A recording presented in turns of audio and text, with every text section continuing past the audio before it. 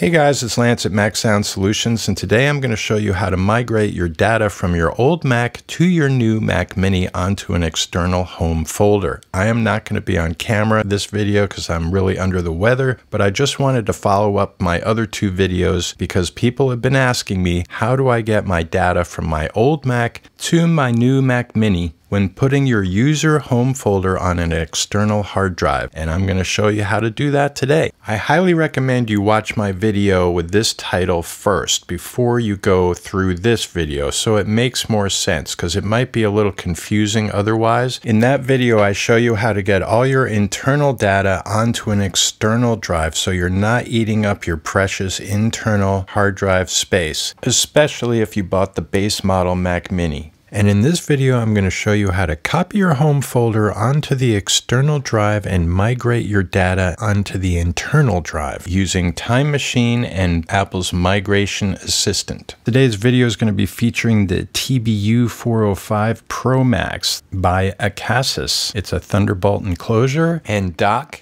It takes up to 2 NVMEs internally. I installed two 2TB NVMEs. One's going to be for data and the other's going to be my Time Machine backup. And each single NVMe will get you about 1500 megabytes per second read and write. Even though it's 40 gigabits, it's limited because it's a dual NVMe enclosure on a single cable. And you can format it to be a RAID 0 or a RAID 1. RAID 0 will get you the best performance, about 3000 megabytes per second read and write. It's got a 10 gigabit port. It's got HDMI 4K 60. It's got a 100-watt power supply, and it has a switchable built-in fan, which is cool. And 2 40 gigabit ports. One goes to the computer, one can go out to another monitor or a hard drive, whatever you want to connect it to. And ACASIS is having a Black Friday sale. You can get a good percentage off and use my discount code, link in the description. And before we get to the migration, I've hooked this up to the Mac Mini, and I'm running 3 monitors, 1 from the Mac Mini and 2 from the ACASIS. So the big monitor there is actually running from the Thunderbolt port of the ACASIS to the USB input of my monitor, and it's getting 120 Hertz at 4K. Pretty sweet. So 2 of the monitors are running off the ACASIS. And you can see I'm using all the ports. I got an external hard drive, a spinner, connected to the 10 gigabit port. I got the Thunderbolt going to the Mac Mini. I got the other Thunderbolt going to the OLED. And I got the HDMI going to the other monitor. So all ports are being used and 2 NVMEs installed. So let's get migrating our data from our old Mac to our new Mac Mini's external home drive. If you have a Time Machine backup already, you don't need to watch this. You can skip to the next chapter. Okay, so I attached the ACASIS drive to my MacBook Air, which is going to be the computer I'm going to use to migrate my data from. And we're going to create a Time Machine backup. And I'm going to select my formatted APFS drive called Time Machine T2, as in 2TB Time Machine drive that I've named it. And I'm not going to encrypt the drive just for speed's sake, but if you want to, you can, or if it was encrypted, that's fine. You'll just have to type in the password when you connect it to the Mac Mini. And I'm just going to leave it a little spare space so that Time Machine doesn't use up the entire drive to do backups. It's never a good idea to fill up a drive completely, so there's no space left at all.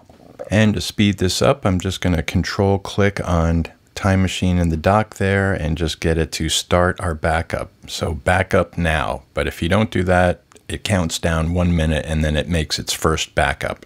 And Time Machine is going to back up everything on my drive except for the operating system. That does not get copied onto the Time Machine, but the user, the applications, the libraries, everything gets copied. And I only have 1 user account, Lance McVicker, on this computer. And we're just going to jump forward to the end of our Time Machine backup. Okay, so our Time Machine backup is complete. Let's just have a look at it. I've got the Time Machine drive open, and there is all our data from our MacBook Air, including our apps, our library, our users, our system information. Now we will shut down and connect the ACASIS drive with our Time Machine backup to the Mac Mini.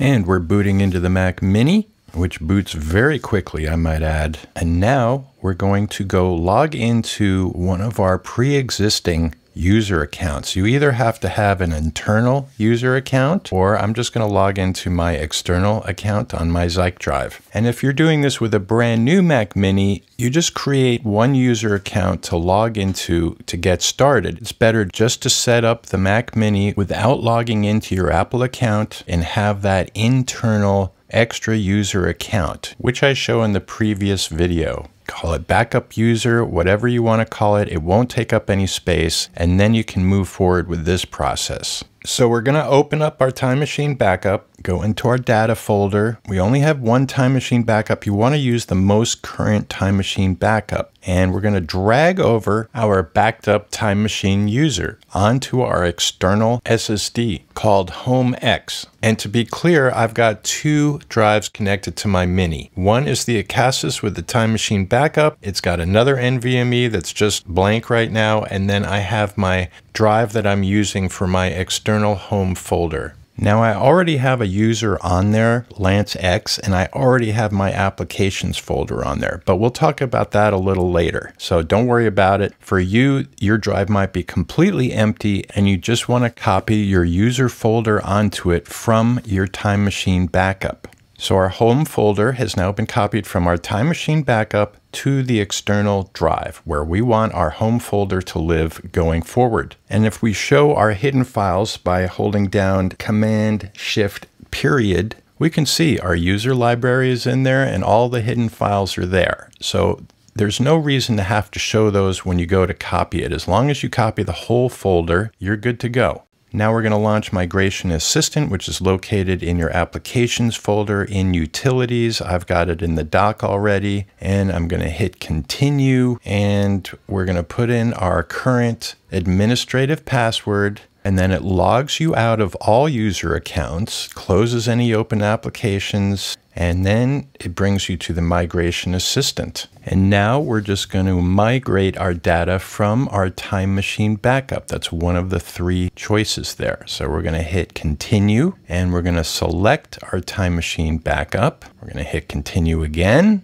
And there's our backup that we created of our MacBook Air. And we're just gonna, if you have multiple backups, you gotta pick the most recent one, and we're gonna select today. That's the only one I backed up on there because it was a clean Time Machine drive. Click Continue, and it's gonna start preparing the source. And now it's gonna show you all our different choices of data to migrate to our Mini. And I'm not gonna migrate the user account because we already copied that to our external drive. And the reason we're doing it with Time Machine this way is because Migration Assistant will only migrate data to the internal drive of your Mac. You cannot set it to migrate data to an external drive. That's why we dragged and dropped our user account from our other computer in the Time Machine backup to the external drive. We could have done that with the applications also. That's something you have to kind of think about because some applications are installed for all users, like Pro Tools, for instance. If you move it to the external applications folder, it's not going to work. You're going to have to reinstall it. So I'm installing all the applications I have onto the Mac Mini, and then I will figure out which ones I want to keep on the Mac Mini and which ones I will want to put on the external drive. So a footnote here, I'm migrating an Apple Silicon Mac to an Apple Silicon Mac. All my applications are Apple Silicon applications. You don't want to be migrating a bunch of old applications from an Intel-based Mac. You want to install fresh versions of those applications.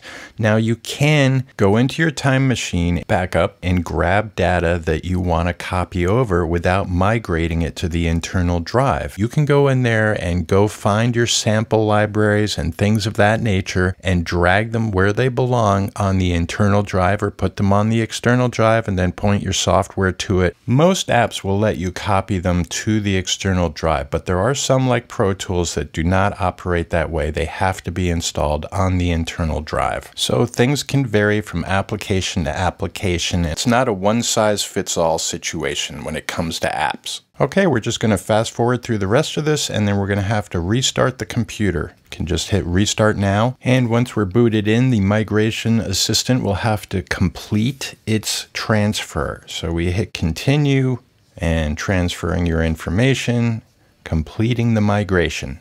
Migration complete. and hit done.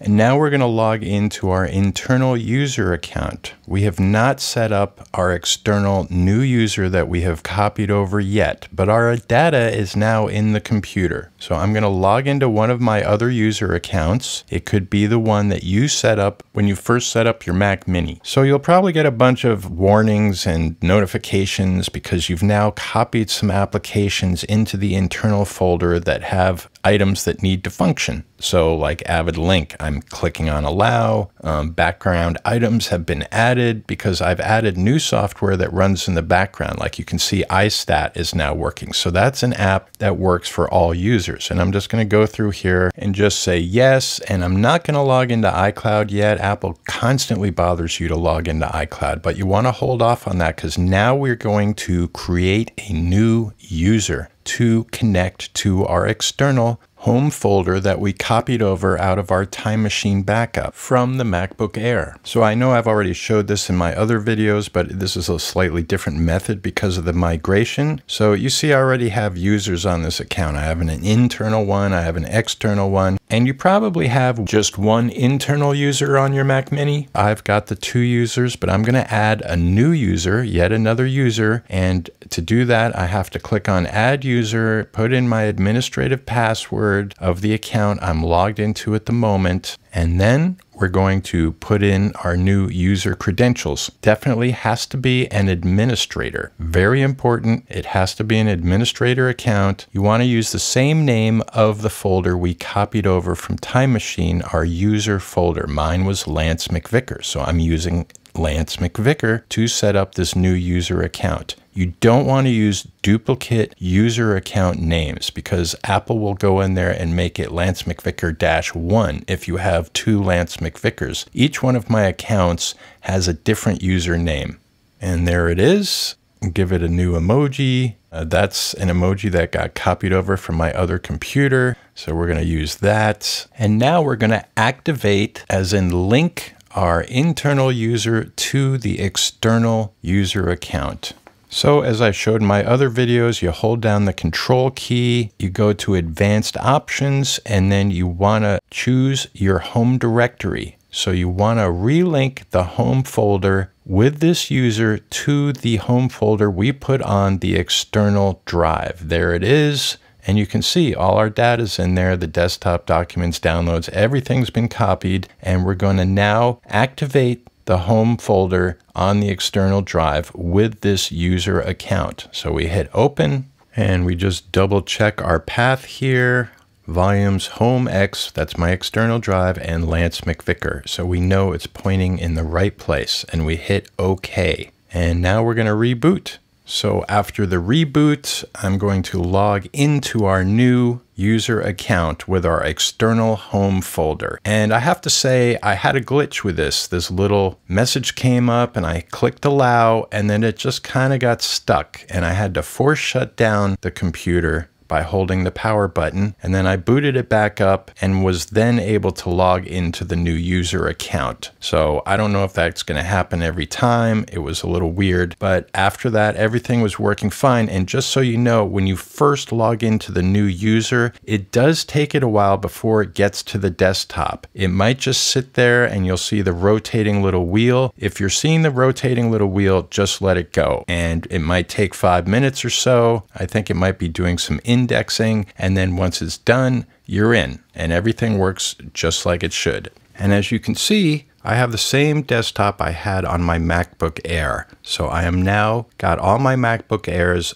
data copied over into the new Mac Mini. And all my user settings, all that stuff is there. You can see by the little home icon on the folder there that that is the currently active user. So now we're going to look at our applications folder. You want to have an applications folder that is on the external drive and just called exactly the same, applications. And you don't want it in your user folder. You want it outside the user folder. And then you can copy over your applications from the internal drive to the external drive, and then delete them from the internal drive, freeing up more space. But you do need to be aware that some applications like Pro Tools does not want to live on the external drive. That one cannot be copied over. I mean, it can be copied, but it's not going to work. You got to leave Pro Tools where it is, on the internal drive, because it is installed for all users, not just the one user. And that's the reason I didn't just drag and drop the whole applications folder from the backup to the external drive. And Pro Tools has been migrated over, and I'm going to launch it and show you that yes, in fact, it does run. You just have to keep it in the internal applications folder. So the point is, when you move an application, don't go delete it yet from the internal applications folder. Go test it on the external. If it's running fine, then you can go free up space and delete the app from the internal drive. Most apps that you download from the App Store can be moved to that external applications folder and deleted from the internal, freeing up more space. And this video is really about getting your data from an old Mac onto your new Mac. So definitely go watch my video before this, how to set up the external home folder on your Mac Mini, because it's got some information that's not included in this video. Once you've cleaned up your applications, you can actually go delete that internal user account, because it's just a duplicate user folder of the one we now have on the external drive. We don't need it anymore. So we have it on the external, it's now activated. So I'm going to type in my administrative password and I'm going to delete it.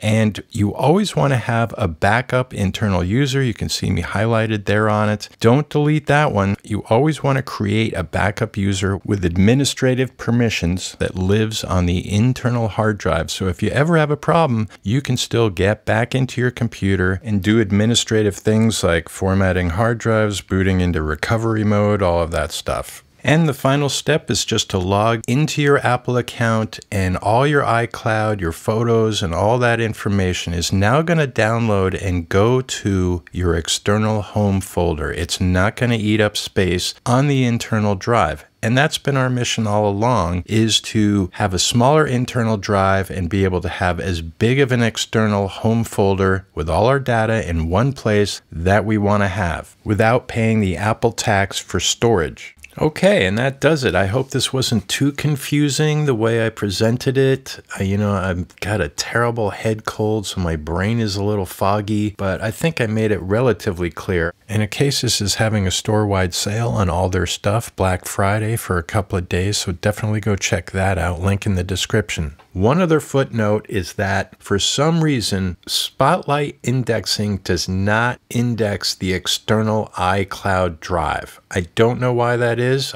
I've tried different things. I cannot get it to work. If anybody has insight on that, that'd be awesome. But as far as I can tell, you just cannot get Spotlight to index your iCloud drive. But I think it's a small price to pay to save all that internal storage and be able to have as much external home folder storage as you really want to. Just want to say thanks for tuning into my latest videos. They've kind of gone viral, which was shocking to me. I really appreciate everybody subscribing and giving me the thumbs up. And I got a bunch of work ahead of me for the Christmas season. I'm mixing a show for CBS, an award show called the Musial Awards. And then I'm mixing another show that's going to air on PBS, the Christmas tree lighting in Bryant Park. So I am inundated with work at the moment, but I will try and get another video up relatively soon. Thanks again for watching, and we'll see you on the next Mac Sound Solutions video.